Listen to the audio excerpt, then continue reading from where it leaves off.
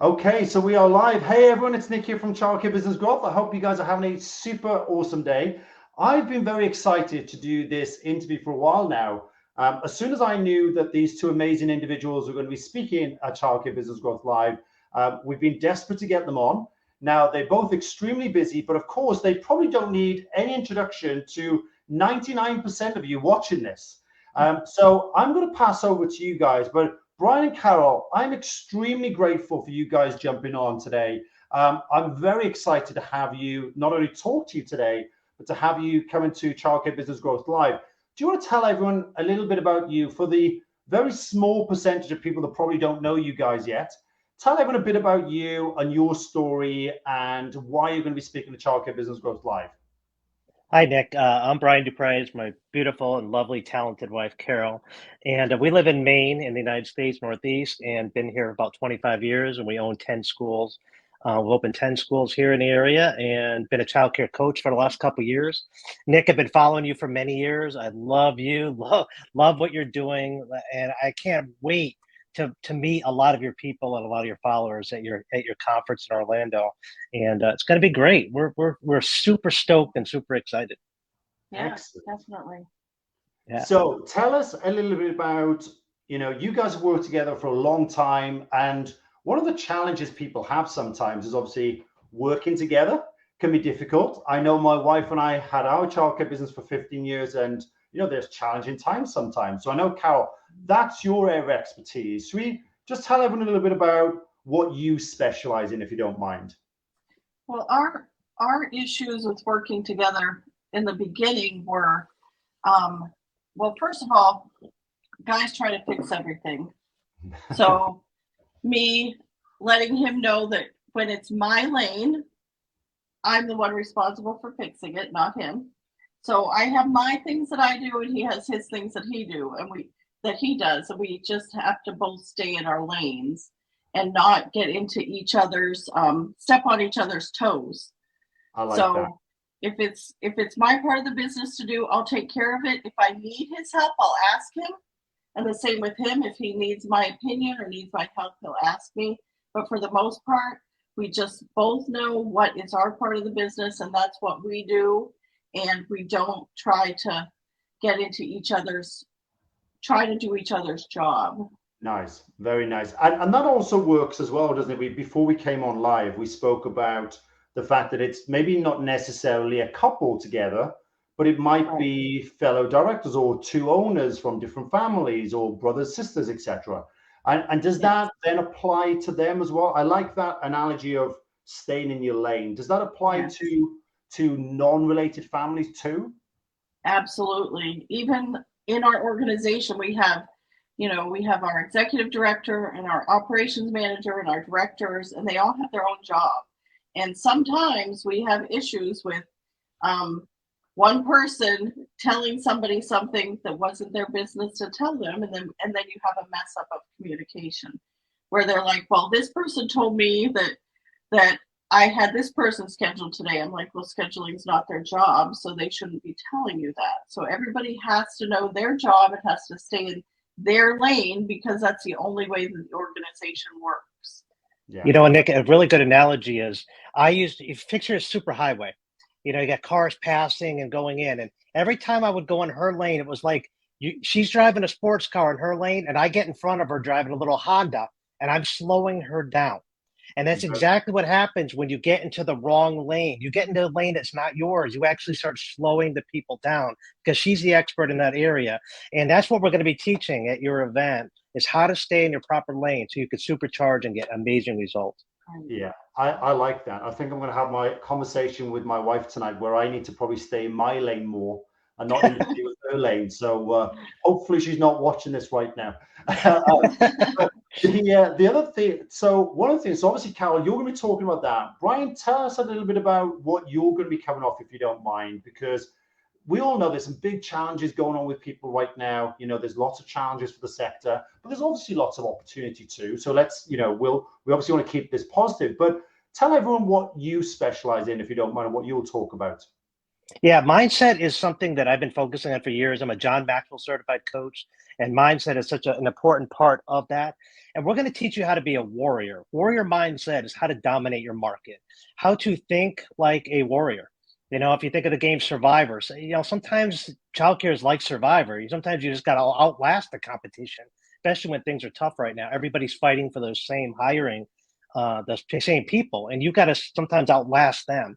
So I'm going to teach you how to have that mindset. And a lot of times, childcare owners think mindset is probably the least priority of what they want to accomplish. You know, they look at oh, I got to get my skill set done. I've got to do this, that, and the extra thing. And mindset's like on the bottom of the list, but it should be the most important thing, because if you don't have your mind right, the skill set will never follow. And it takes you so much longer to succeed without the proper attitude.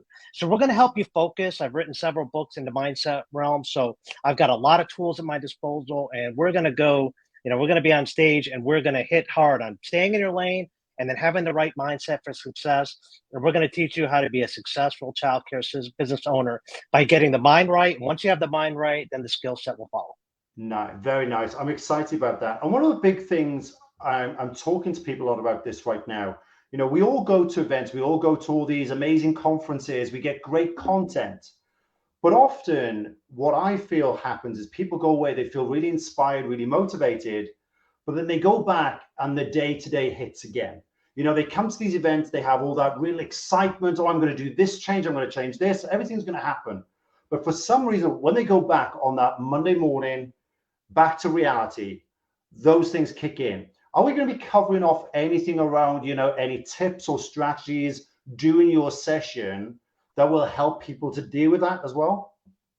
Yeah, we'll definitely do that, because I used to be one of those people. I'd go to these conferences and then I'd get my little pep, and then 90 days, you know, I'd come back and you get deflated, deflated, deflated. Then every 90 days you got to go to get your inflated bubble in there.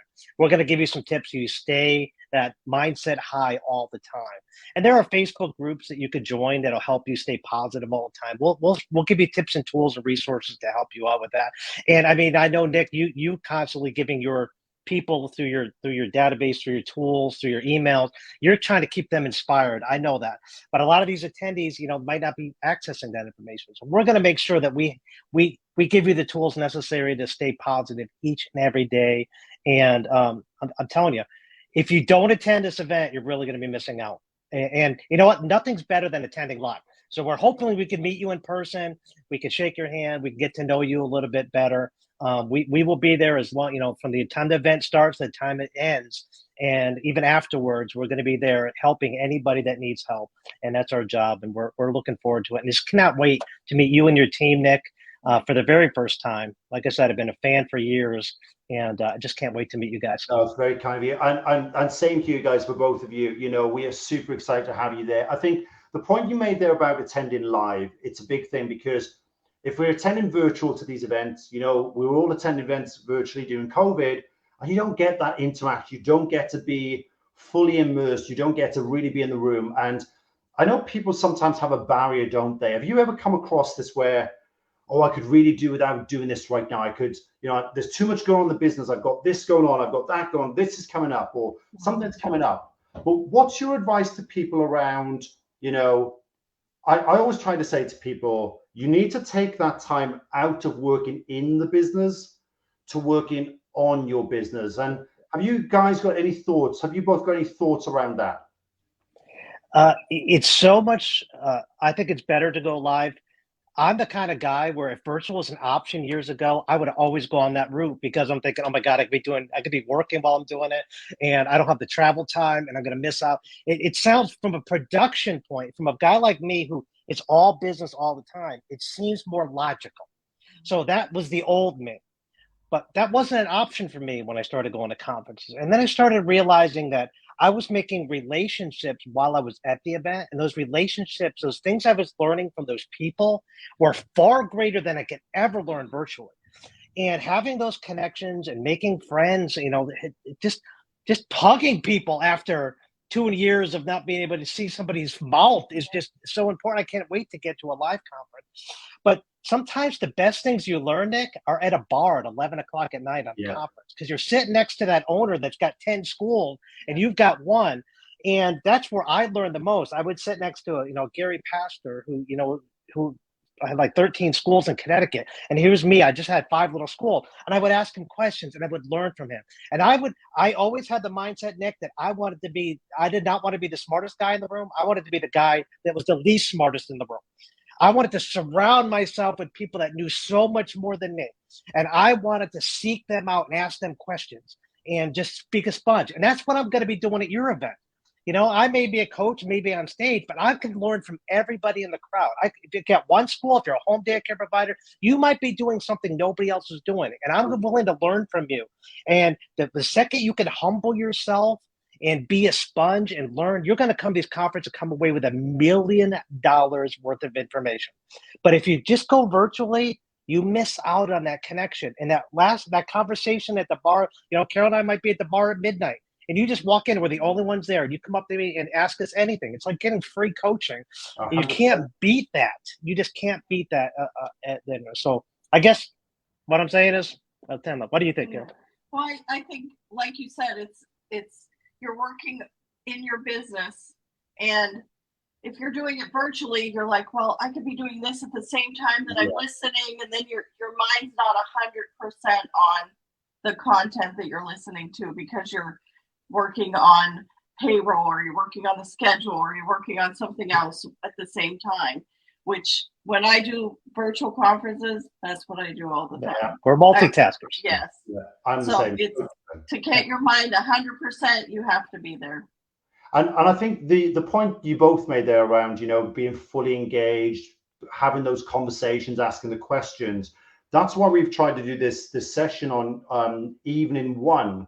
So on the Friday evening is around, you know, those round tables where you get to listen to all these amazing speakers in the day. They're going to give you great content, but those round table sessions, that 90 minutes in the nighttime where you can go around, okay, I know that Brian and Carol are going to be there. I'm going to prepare 3 or 4 questions that I know that they're going to really give me amazing answers on.